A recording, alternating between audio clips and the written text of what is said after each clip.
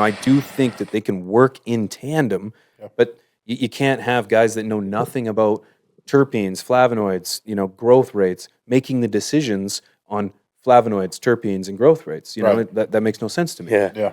Especially when literally they're going by the logical fallacy of THC in pounds, how much weight you're getting per light. Yep. And the thing is you're looking at markets now where, again, extracts are hot. So the weight of flower of that particular cultivar is becoming less and less relevant. Yeah. In terms of your overall chemical extraction yield. Not using chemicals, but I mean getting the cannabinoids and getting things that's what's sought after. You know what I'm saying? 100%. So again, as that trend becomes popular, these commercial industries are starting to find it, but it's a little too late because now you're being able to get it in the legacy market for a comparable price.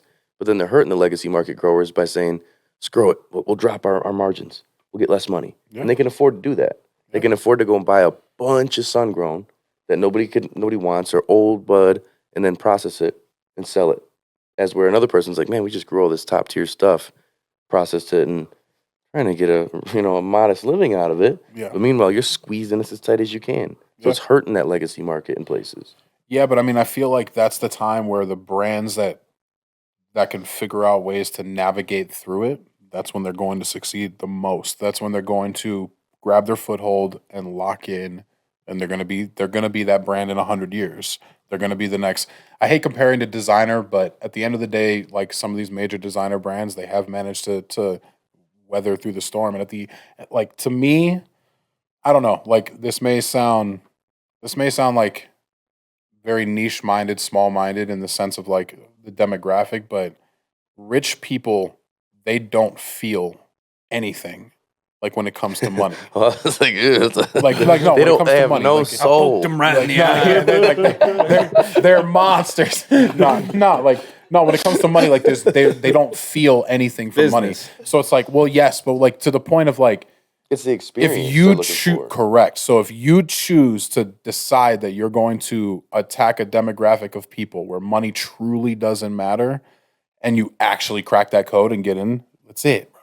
Like that's it. You're it. You're the next Gucci, the next Louis, you're the next Rolls Royce, the next Bentley, the next G5, Gulfstream, like whatever. It's like you become that because you become their standard.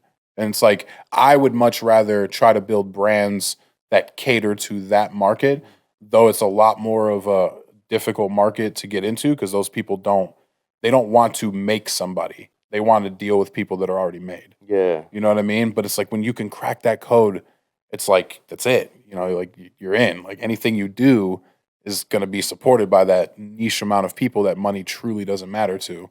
And they make up such a large amount of the capital in this country and other countries. It's like, yeah, like it's niche, but it's not. Because once you're in, like, that's where the real money's at. Like you can create anything. And as long as it's of the quality that they expect or exceed that, you have a customer for life. Name the price. Yeah, name the price. Yep. Well, Chanel's not struggling. Yeah. Well, it's being able to reach into the micro demographic for the macro effect. Right. And I think that's well where. Thank you, sir. I think that that's where whether you say niche or niche, people say there's riches in the niches. And if you're able to dial in exactly what you wanted to do, I got bars tonight, baby. I'm holding the mic. That's a good one. Two. These guys are stuck. I'm free flowing. The biggest difference I feel like with the product we have now is the fact that it's becoming a commodity.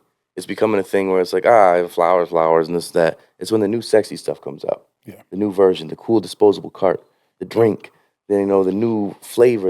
Unless you got a new cultivar, it's just flower. Yeah. You know what I'm saying? But then all of a sudden, everybody somehow has that cultivar. Right. But then when they know it comes from this particular brand, they can trust it. Right. The problem is when that brand becomes bland. Bars. There you go. It goes so far and they license themselves out. And again, I feel like I come off like an asshole because I sound disrespectful when I say anything negative about cookies. Okay. Major respect for everything they do, burner and everything.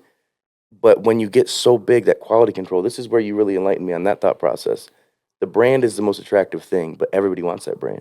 Yeah. So how do you scale it and maintain the quality, maintain the thing that everyone knows, likes, and trusts your brand for, but scale? And see, I believe that past a certain, now I'm still young in business, but I would like to say that I have a good understanding and a solid base for it. And it's just like, to me, I feel that there is a certain point where it tips and you can't. Like you no longer can. You can't have 50,000 employees and a multi-billion-dollar industry going and try to act like you're going to maintain the same quality control, because you'd have to find thousands of you that think exactly how you think on maintaining things exactly at the caliber and the level you want to maintain. And so, like, to me, but I also think that that's why Gucci and Louis and Rolls, like these people, they put out small amounts of things. Like, they're not making a lot of cars and a lot of bags and a lot of jets. They're Yeah, you don't just see 'em at finding a Walmart. few people that'll spend a lot of money. They're replacing the volume of the object with the amount of money that the person's willing to spend. You know what I mean? It's just like, and if you can do that, you don't need a lot. You don't need to scale. You know what I mean? Like, and that to me is the fight against that. Is like, cool, yeah, go ahead, scale as big as you want, bro. Get as many 100,000 square foot facilities going. Get as much shit ass product as you want. No worries. I'm gonna do this thing that's literally a tenth the size of you and make 10 times as much money as you. This FTS clip was brought to you by AC Infinity, leaders in garden innovation. Use discount code TheStash15 at checkout to save some money on your order. From the Stash Podcast.